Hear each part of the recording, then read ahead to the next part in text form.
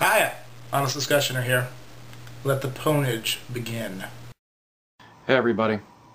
I wanted to discuss the issue of abortion and embryonic stem cell research. I wanted to share with you a couple excerpts from two very recent articles. One article comes from the National Right to Life News. The other is an article off of Yahoo News, of course, is one of our more liberal news resources. So you're going to get it from both sides. Oh, okay. You've done your research. You're going to present a conservative side and a liberal side to the same issue. In the National Right to Life News, there was an article, Obama orders funds to pro-abortion groups. Up on Yahoo News today, the headline was, Obama to overturn Bush policy on stem cells. Oh, I see. Using a conservative source about abortion and a liberal source for embryonic stem cell research, all the while claiming that you're presenting both sides of the same argument.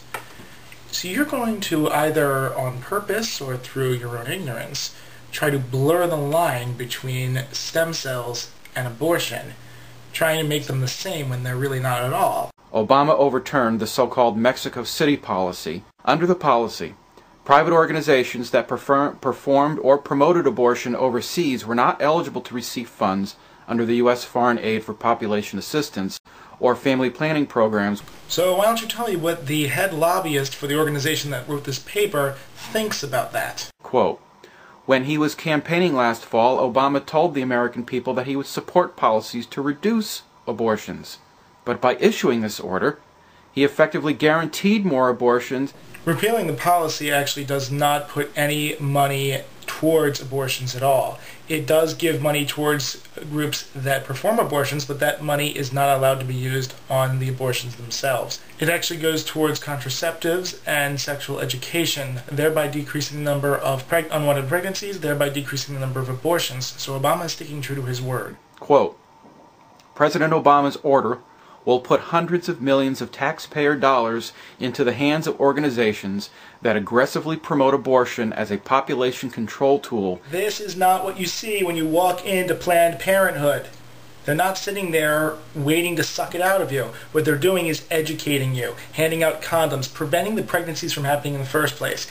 Yes, they will also give you information on an abortion, but they're not going to pressure you either way. It's always up to the woman. That's the whole choice in pro-choice. Of course, we know that abortion primarily has been used as a tool of convenience. Really, you know this. You're positive. Do you have anything to go on besides your own personal bias? Maybe some statistics? No?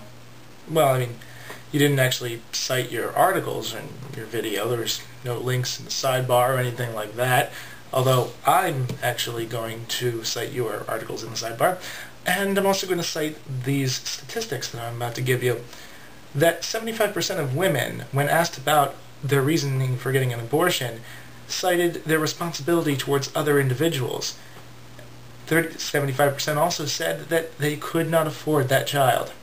60% of those women had already had at least one child before they had decided to get an abortion. So I don't think you can generalize and say that this is a choice of convenience, that the women are going to abortion clinics and saying, oh, I'm pregnant? It's just so inconvenient. Just kill it. It's a little bit more serious than that.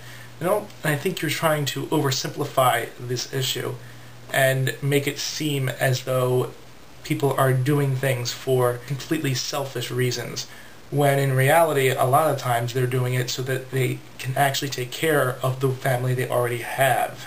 But in the article that came up on Yahoo News today, the headline was, Obama to overturn Bush policy on stem cells. Obama is ending former President George W. Bush's limits on using federal dollars for embryonic stem cell research, with advisors calling the move a clear signal that science, not political ideology, will guide the administration. Now, of course, there's a wonderful liberal little statement there for you. You're unfairly using liberal in the pejorative sense, and you're also stating that policy should be driven by political ideology and not real hard information and facts. Advisors said it was part of a broader declaration on science that would guide the administration's policies on matters ranging from renewable energy to climate change. They're taking something like abortion. What? Abortion? I think you mean stem cell research. Remember when I said he was going to blur the line between abortion and stem cell research? He's really trying to erase it completely, as though they are one and the same. He said it would address how the government uses science and who is advising officials across federal agencies. It is saying that science is going to do whatever it wants. Oh, so you disagree with the idea that scientists should be the ones advising federal officials and agencies on science. So I'm guessing you don't think preachers and religious people should be advising federal officials and agencies on religious issues then, right? Because that would just be wrong. They're just going to do it. They don't ever stop to think, should we do this? Science continually and consistently contemplates ethics and moral standards. They also apply it to their practices, as evidenced in this 149-page document I'm linking in the description bar, written by scientists detailing ethical standards. There are so many laws about how to treat animals, and yet people don't want to face the fact that you have an unborn child here who has more rights. You're comparing a living creature who has a fully developed form, is aware of itself, its surroundings, can feel pain, and has a personality, with something barely formed that most likely doesn't even have a nervous system, let alone is conscious or able to feel pain. These babies, me, you, watching this video, were created in the image of God. Really? Tell me, what is an omnipotent, omniscient being who lives outside of time and space? What does that entity have the need of eyes, ears, nose, teeth, lips, fingers? You call God a he, so I guess in that form he would have to have a penis. Even that aside, what, you really believe that man was made in the image of God, as though God looked like human? Yet you attribute all of these transcendental properties to him? Does that make any sense in any way, shape, or form? It's the number 2 Republican in the House, said the focus should be on the economy, but let's take care of business first. People are out of jobs. I mean, isn't this incredible? We are in a recession right now. It's taking tax dollars, money out of my pocket, money that should not be spent by the government, where it could be put into something else that will help this economy. The economy is more reliant on science than you realize. It was the factory that brought along the Industrial Revolution, cars and mass transit that allowed people to actually increase the amount of jobs that they were capable of performing. The cell phone, internet, computer all revolutionized business.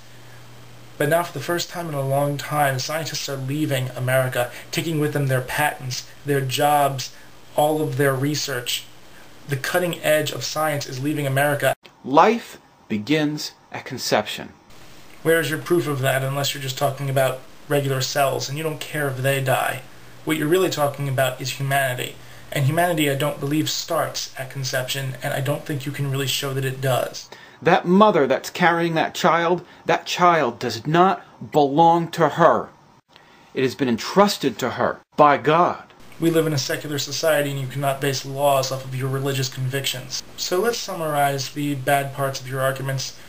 First off, if you had bothered to read the pro-life article all the way through and not just pick out the parts you needed, you would have realized that none of the federal funding that's being freed up by the removal of this policy is actually going towards abortions. That's actually still against the law.